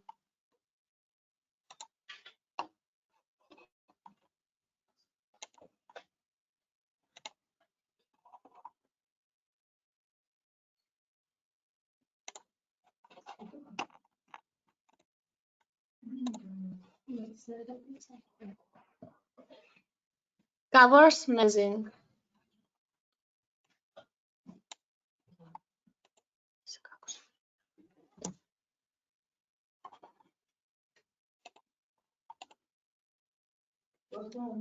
Check it. We, the participant in the project, want to show commitment to this project. Technology addiction in adolescents. It's not easy to decide what the cover of this magazine should look like. That is why we have decided to make our own drawing and present it ourselves.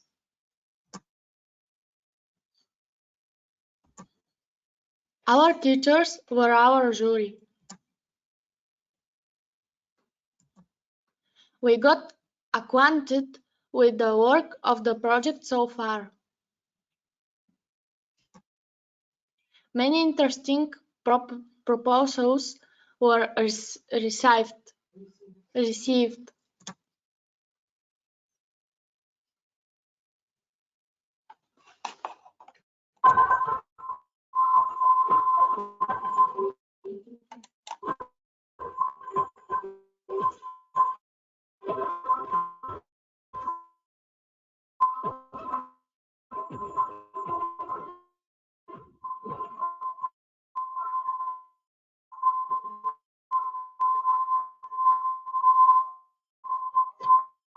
No addiction in adolescents.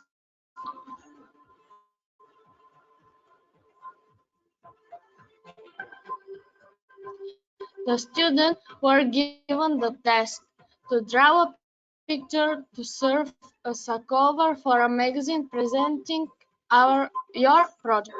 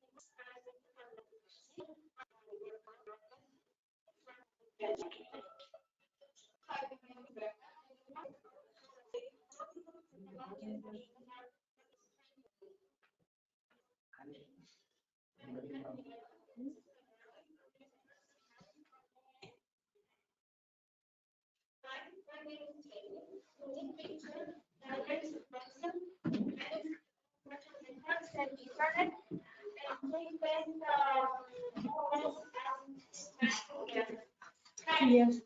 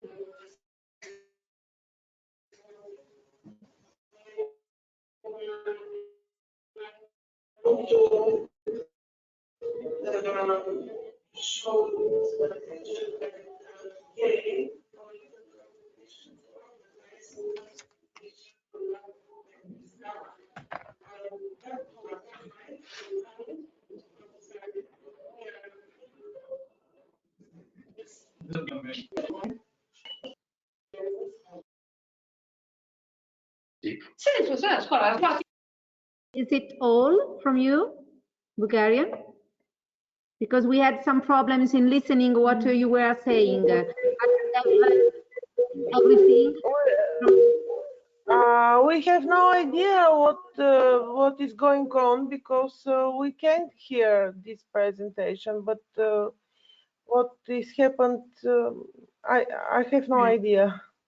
Okay, but Sorry. we have seen everything. We have understood that in the school some students have presented his or her drawing, and you have chosen the best one. So what you are presenting us is the last one you have shown. Okay, is it right? Okay. Okay, good. For you.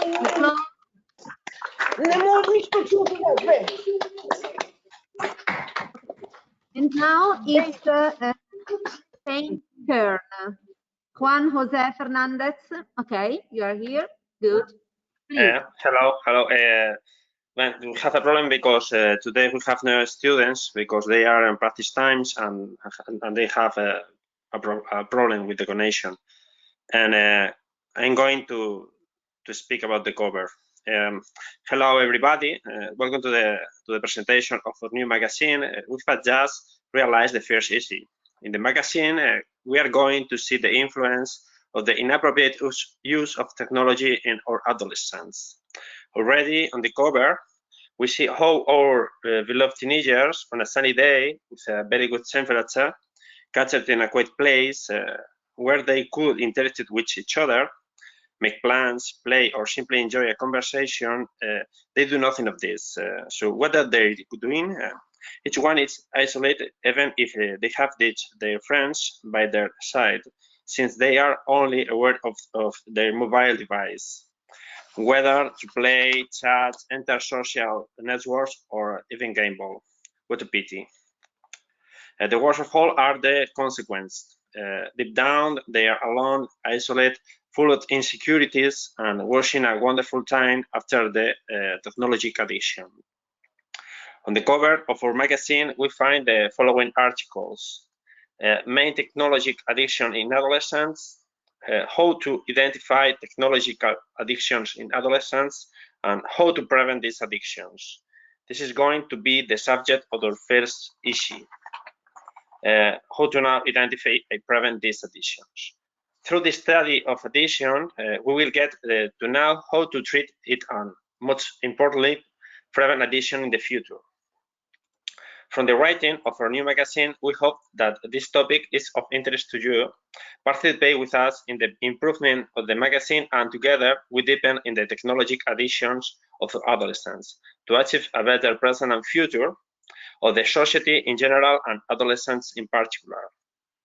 Thank you. Thank you very much for your interest. Thank you, Juan. Thank you very much. Now it's the turn of Italy. Okay, please come here. We will show you the drawing the two students have prepared. Okay. Vai.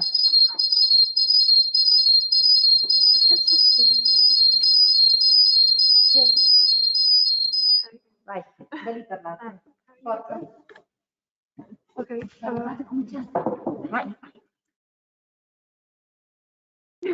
Sorry. Hello, I am Estella and I am Luana. So I drew the cover and I put together the parts on my iPad and she drew the title. So we just quick explanation of the cover. We designed a cable that entangles the world to symbolize the fact that the whole world is now chained to technology and dependent on it.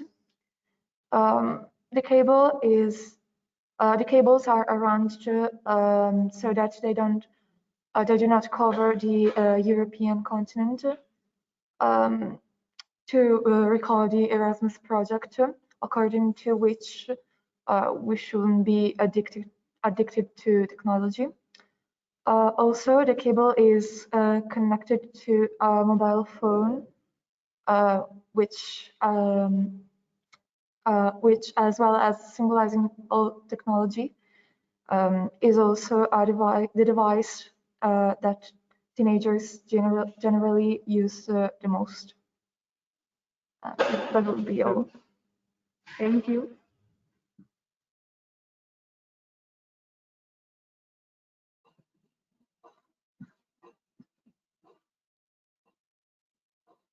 Thank you very much. I have to say sorry to Romania. I have forgotten to give the words to Romania. Daniela. Don't worry, Patricia. Don't worry. Our students are ready. Daniela, are you connected? Yes, I am. Can you hear me? Liverado? Yes. Can you hear me? Yes. Yes, she is. We can hear it. Okay. There is no problem. We have waited all the other presentations, so I will share the screen, and our students, Madalina and Denisa, will make a short presentation. Okay, thank you. Okay, thank you. Hello, my name is Griciana Denisa, and today, together with my project partner Maria Popa, we will represent Romania by presenting our cover. On the front, we decided to represent this theme through a picture that embodies the face of a man who has his eyes as if hypnotized. We choose this because addiction is nothing but a state of hypnosis, which can lead to loneliness or even worse, depression.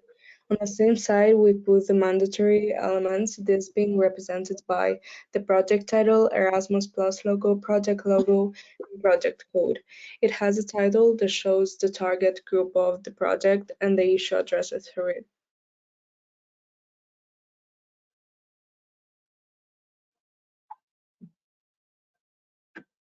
Madalina? Madalina?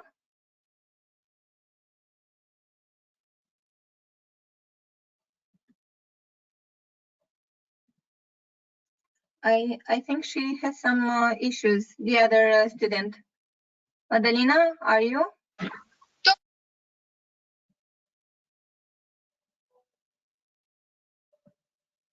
I don't know. Madalina, can you hear us? I think her microphone doesn't work. Madalina Popa. Madalina Popa. Okay, if not, I will say some words. I don't know, she was here. Madalina, hai microfonul. Microfonul, Madalina.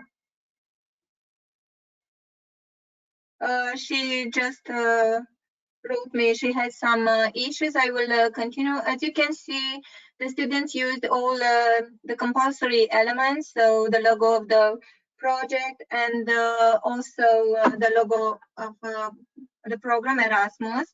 Denisa, can you continue? Yeah, sure. On the back, we wrote the partners with the flags of the countries for visibility. We tried to arrange the flags so that we could believe the shape of a round table, even if we came out oval. show that in this project we are all equal, each of us being able to express our opinion freely without there is a consequence. I added to this part the financier of the project, without which nothing would have been possible. This was our cover. We hope you enjoyed it, and thank you for your attention and patience. Thank you very much, Denisa, for saving the situation. As you can see, technology has some issues when you don't expect. I congratulate my students, and let's choose the best cover. Thank you. Yes, thank you very much. Technology can create problems, so it is better not to be addicted, technology addicted. So now I will give you the link so that you can vote the best one. You will see in the questionnaire the drawings, the covers again, all the covers again, and you write your email address and your preference, just one preference.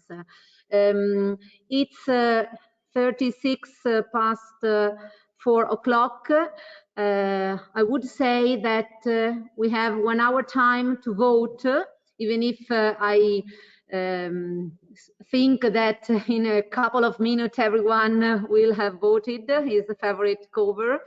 And after this, we will, Mr. Emre would say something, I think, and then we see tomorrow, and the program of tomorrow will be the intervention of some students, our students, and then the proclamation of the best cover, and then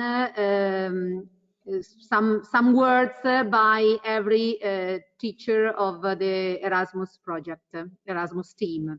So I give you the link.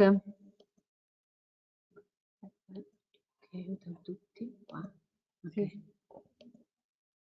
You will find it in chat. Okay, written, so you can vote from now.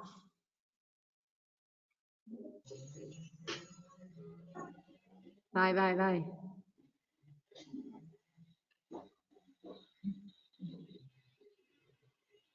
May I have the words now? Yeah. Yes, everybody. Hello again. Today, Dr. Pelali was with us. He was a doctor and expert in his area. He told us the conflict between cognitive brain and emotional brain, and it was very informative. He talked very slowly, and his pronunciation was very clear. So I'm sure all of you understood and got some lessons. And this meeting was very informative and very useful. We learned many things about cyberbullying. Of course, the topic was also cyberbullying yesterday. Today, we continued it because it is a very important issue. I'm sure you like it. And when we come to the cover designs, Patricia has shared the link. You will click and choose the option. We believe in you, and you don't have to. I'm sure it's not a contest. It's not a country contest. I mean, you should give your vote to the cover which you think is the best represents our project. So please try to be objective and give your decision. And tomorrow we will tell you the winner. And thank you for listening to us carefully and patiently. And this meeting lasted longer than we expected, but it was very informative and it wasn't boring at all. Thank you. Thank you, Emre. I read that someone cannot open the link. Daniela, can you help giving them a good advice? Yes, I'm going to write just in 2 minutes the right link. Please wait for me because I need 1 minute. Dani, ho fatto io, ho inviato io.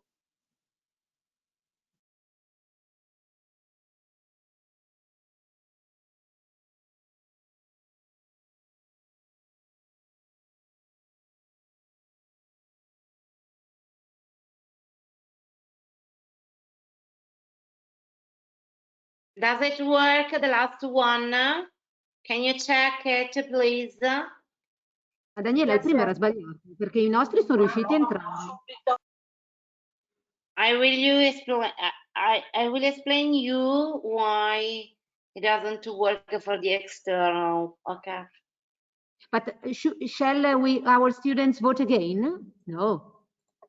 They have voted with my link. Io credo che dovrebbe funzionare.